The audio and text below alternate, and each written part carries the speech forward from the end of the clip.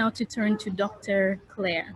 Dr. Claire, we've seen that the economy, as a result of COVID-19, can be affected by other aspects, including public health. So I know that you've been at the intersection of regional trends, and I would like for you to bring in from your experience on how you see countries preparing post-COVID. Over to you. Thank you very much, Liz and Leo Africa Institute for organizing this session. Looking at the current situation, this COVID-19 pandemic has caught the world off guard, and it has actually taught us a lesson that we need to have systems in place that will be ready and prepared to tackle some of these challenges that you do not see where they come from. Early this year, nobody knew that the world would be in lockdown. Nobody knew that people would be losing jobs, people would be losing lives due to COVID-19. I was having a discussion with my class at the beginning of the year when the disease was still, can I say, it's still with the Chinese, and we were trying to discuss ways of how to let this end with China and not to explode to the rest of the world. And one of the things that came up very vividly was the fact that we needed a multisectoral approach to tackle some of these issues, because we realized that people have been functioning in their silos. I'm an engineer, I only work on roads, I work on cars. I'm a doctor, I work on human beings. I'm a veterinarian, I work on animals. I'm an environmentalist, I am concerned about the environment, about the plants, the animals. But we realized that some of these issues stem from complacency in the way we handle our environment. And some of these diseases actually come all the way from the animals and the way human beings are interacting with them, the human-livestock interface. So if we join hands together and collaborate, each person can leverage the strength of the other to build a better world for each other. And looking at the economy, it's very important to have plans in place, that countries have plans in place for economic revival when such crises come up. We've seen that many people have lost jobs during this crisis, and then we've seen families struggling to access the basic needs because the source of income has been cut off due to COVID-19. And we've seen countries, even superpowers like the US, struggling to hold their health systems in place.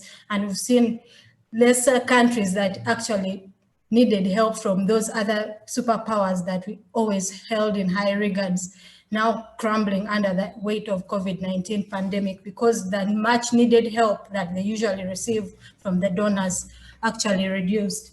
So what I've been seeing right now, the pandemic has taught us one big lesson. First of all, we need to be prepared. We need to have systems in place that can respond to emergencies. We need to have funds in place that we can deploy when the need arises.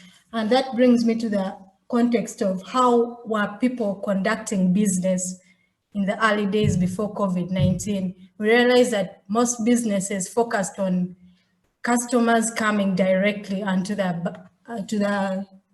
business places to purchase things. But now with COVID, you cannot go down there to purchase your things.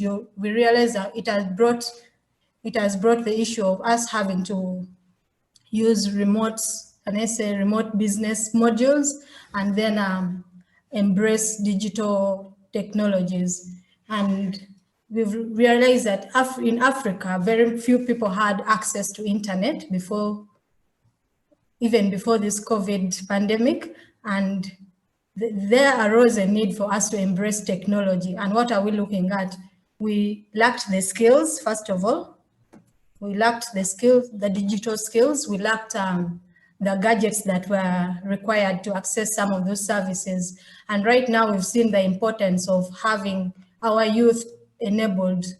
We've seen the importance of having the youth enabled to access some of those services. And if we are coming up with interventions that are going to empower the youth, if we are coming up with interventions that are going to empower society to cope in the midst of crisis, we are going to have to avail to them the much needed skills and technologies that are required.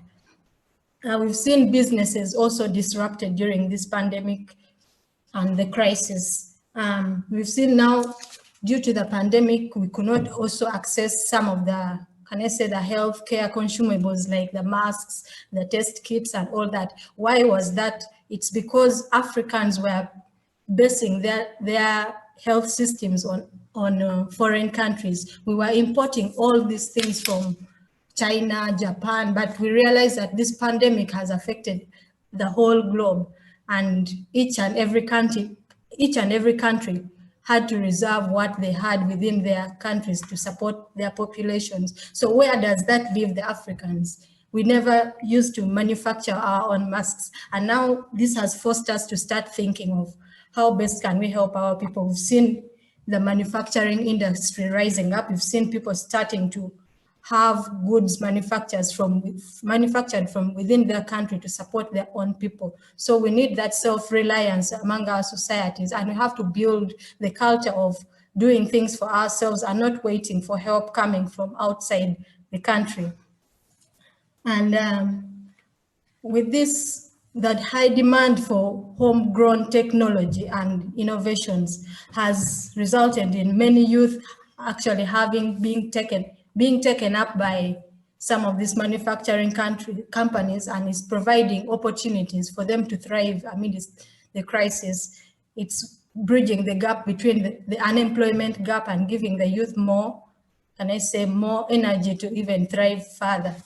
So what I would want to say is that we need to see the gaps that exist in our societies and then use, can I say, a human-centered design approach to craft solutions that will work in our context for Africans. And then we also have to design training sessions that are tailored to our context and support the youth to advance through their lives.